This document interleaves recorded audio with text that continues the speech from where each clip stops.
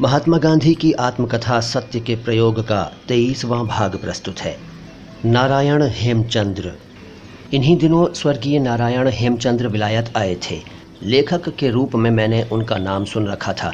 मैं उनसे national Indian association की मिस मैनिंग के घर मिला। मिस मैनिंग जानती थीं कि मैं सबके साथ हिलमिल नहीं पाता। जब मैं उनके घर जाता तो मुंह बंद करके बैठा रहता, कोई बुलवाता तभी बोलता। उन्होंने नारायण हेमचंद्र से मेरी पहचान कराई। नारायण हेमचंद्र अंग्रेज़ी नहीं जानते थे। उनकी पोशाक अजीब थी। बेडौल पतलून पहने हुए थे।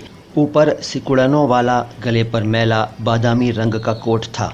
नेकटाई या कॉलर नहीं थे।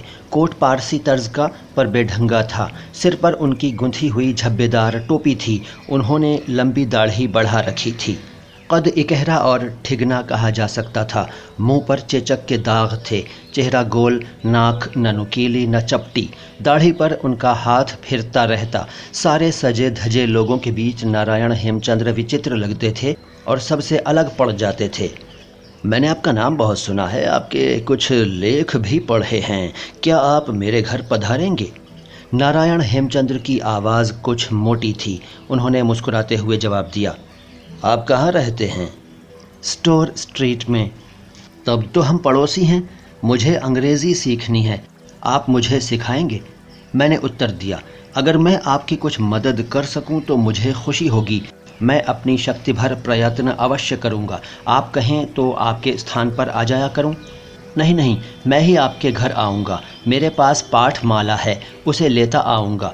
हमने समय निश्चित किया। हमारे बीच मजबूत स्नेह गांठ बंध गई। नारायण हेमचंद्र को व्याकरण बिल्कुल नहीं आता था। वे घोड़ा को क्रियापद बना देते और दौड़ना को संज्ञा। ऐसे मनोरंजक उदाहरण तो मुझे कई याद हैं, पर नारायण हेमचंद्र तो मुझे घोट कर पी जाने वालों में थे। व्याकरण के मेरे साधारण ज्ञान से वे मुग्ध होने वाले नहीं थे।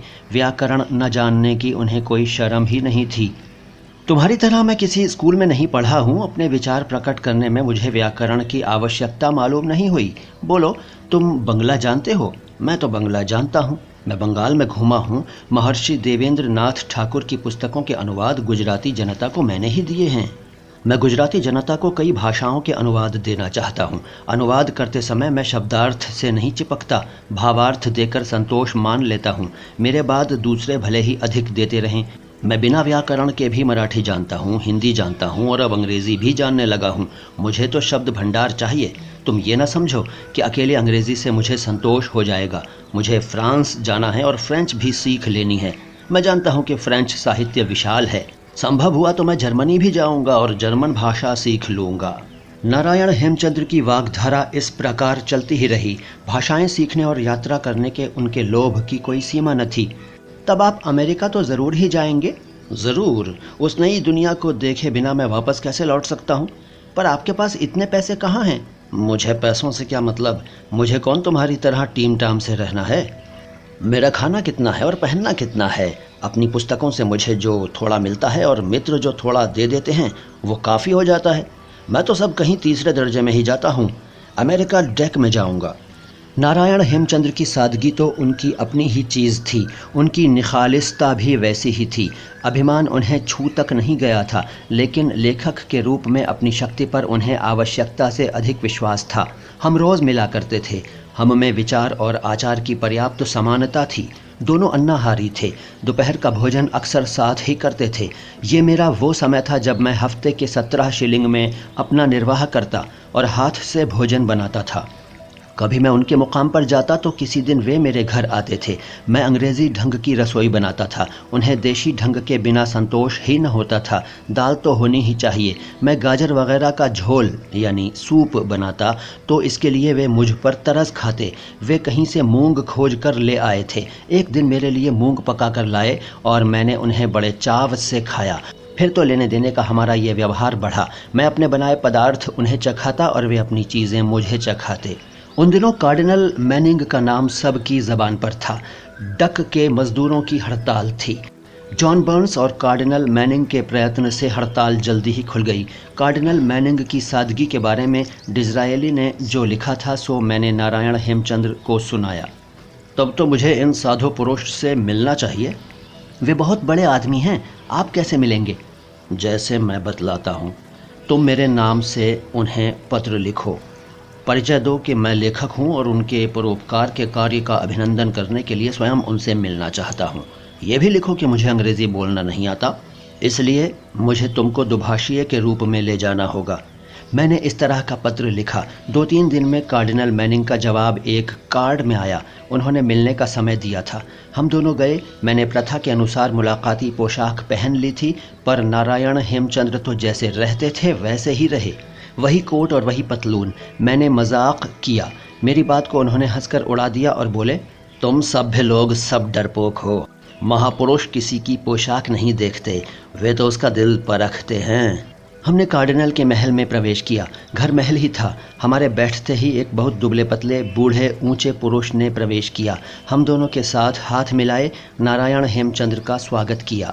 मैं आपका समय नहीं लूँगा, मैंने आपके बारे में सुना था। हड़ताल में आपने जो काम किया उसके लिए आपका उपकार मानना चाहता हूँ। संसार के साधु पुरुषों के दर्शन करने का मेरा नियम है, इस कारण मैंने आपको इतना कष्ट दिया। नारायण हेमचंद्र ने मुझसे कहा कि मैं इन वाक्यों का उल्था कर दूं। आपके आने से मुझे खुशी हुई है। आशा है यहाँ आप सुखपूर्वक रहेंगे और यहाँ के लोगों का परिचय प्राप्त करेंगे। ईश्वर आपका कल्याण करे। ये कहकर कार्डिनल खड़े हो गए। एक बार नारायण हेमचंद्र मेरे यहाँ धोती कुर्ता पहनकर आए। भली घर मालकिन ने दरवाज़ा खोला और उन्हें देखकर डर गई। पाठकों को याद होगा कि मैं अपने घर तो बदलता ही रहता था, इसलिए ये मालकिन नारायण हेमचंद्र को नहीं जानती थी। मेरे पास आकर बोली, कोई पागल सा आदमी तुमसे मिलना चाहता है। मैं दरवाजे पर गया तो नारायण हेमचंद्र को खड़ा पाया। मैं दंग रह गया, पर उनके मुंह पर तो सदा की हंसी के सिवा और कुछ न था। क्या लड़कों ने आपको तंग नहीं किया? जवाब में वे बोले, मेरे पीछे दौड़ते रहे, मैंने कुछ ध्यान नहीं दिया, इसलिए वे चुप हो गए।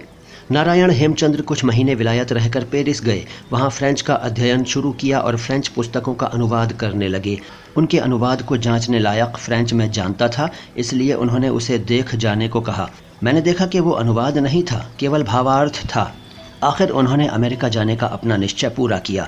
बड़ी मुश्किल से डेक का या 3रे दर्जे का टिकट पा सके थे। अमेरिका में धोती कुर्ता पहनकर निकलने के कारण असभ्य पोशाक पहनने के अपराध में वे पकड़ लिए गए थे। मुझे याद पड़ता है कि बाद में वे छूट गए थे। दोस्तों, ये था महात्मा गांधी की आत्मकथा सत्य के प्रयोग का 23वां भाग। इससे आगे की बातें अगली मुलाकातों में होंगी। मैं मोइन शम्सी हूँ। ये चैनल है नो बकवास बातें ख़ास। चैनल को सब्सक्राइब नहीं किया है तो कर लीजिए। धन्यवाद।